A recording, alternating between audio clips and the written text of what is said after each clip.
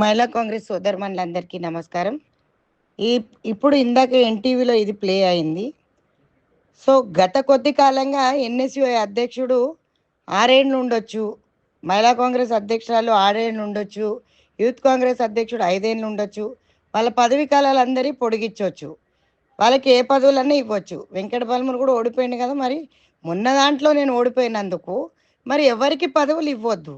అట్లాంటప్పుడు నాకు పదవులు ఇవ్వద్దు, వీళ్ళిద్దరే మాత్రం ఉన్నారు అంటే మహిళా కాంగ్రెస్ నుంచి మనం కూడా పేర్లు ఇచ్చాం, మరి వాళ్ళకు కూడా చోటు కల్పించాల్సిన అవసరం చాలా ఉంటుంది. మన చెల్లెళ్ళ పేరు కూడా ఇచ్చాం, మరి అది పరిగణలోకి తీసుకోకుండా సరిత తిరుపతయ్య పారిజాతనే ఎందుకు వస్తుంది, నీలం పద్మ ఎందుకు కాకూడదు? లేకపోతే ఇప్పుడు ఉన్న వాళ్ళలో ఎవరన్నా పోటీకి దిగితే ఖచ్చితంగా మీ పేర్లు రేపు మహేష్ అన్నకి ఇవ్వండి మీటింగ్లో. ఎందుకంటే మనం కూడా కొట్లాడుతున్నాం కదా, ఆర్గనైజేషన్ నడిపించిన వాళ్ళ దాంట్లో మనమే ఉన్నాం. ఎందుకు వాళ్ళకి ఇప్పుడు సీఎం మద్దతు వాళ్ళకే ఉంటుంది, సీఎం మద్దతు మహిళా కాంగ్రెస్కి ఉండదా? మహిళా కాంగ్రెస్ సీఎం చెప్పినట్టే పనిచేసింది కదా. సీఎం రేవంత్ అన్న కోసమే పనిచేసినాం, పార్టీ కోసమే పనిచేసినాం. ఈరోజు ఏ పదవి ఇవ్వకుండా పక్కకు పెట్టాలి అని చెప్పేసి అని టీవీలలో చెప్పించడం ఎంతవరకు కరెక్టో మరి చెల్లెళ్ళందరూ కూడా గమనించాలా. ఈరోజు నాకు గోషామేల్ సీట్ నేను అడిగి తీసుకున్నానా, ముదిరాజ్ సామాజిక వర్గానికి ఇవ్వాలి 2 టికెట్లు అని ముఖ్యమంత్రి గారు ప్రకటించినందుకు నాకు ముదిరాజ్ క్యాండిడేట్గా నాకు అక్కడ ఇచ్చారు. వద్దురా మొర్రాన్ని మొత్తుకున్నా కూడా నాకు అది ఇచ్చారు. సరే, ఇప్పుడు కంటెస్టెడ్ క్యాండిడేట్స్కి ఎవరికి ఇవ్వద్దు మరి. అట్లాంటప్పుడు కొంతమందికి ఇస్తారు ఎట్లా, నాకు ఇవ్వరు ఎట్లా? సరిసమానమైన సమాధానం మహేష్ నేను కూడా అడుగుతా నేను ఎల్లుండి.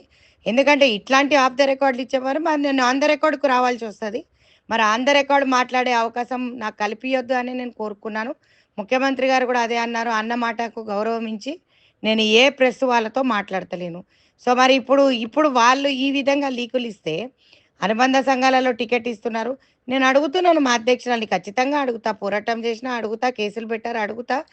ఇప్పుడు ఏ మాట చెప్తే రేవంత్ అన్న మాట జవదాటకుండా పనిచేసినాం.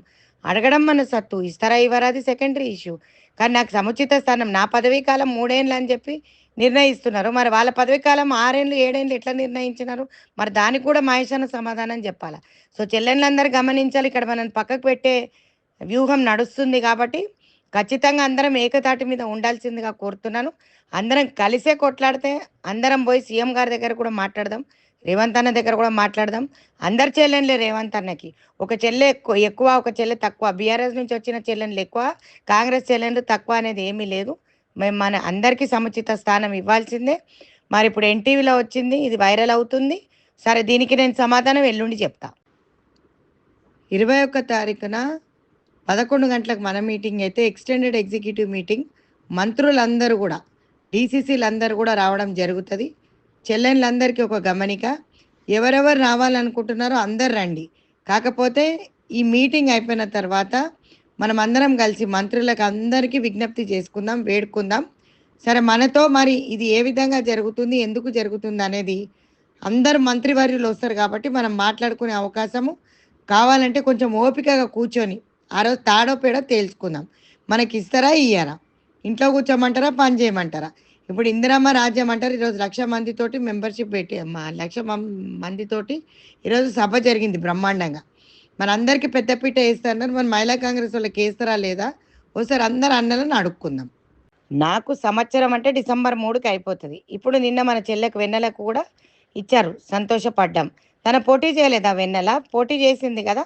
మరి మనమంటే గ్రౌండ్లో వర్క్ చేసినాం, మాస్ వర్క్ చేసినాం, ఇంత అంత కాదు, లేబర్ వర్క్ కంటే కూడా దరిద్రమైన వర్క్ చేసినాం సంవత్సరం నుంచి. మరి మీరు జిల్లా ప్రెసిడెంట్లందరికీ ఏం చేసిండ్రు?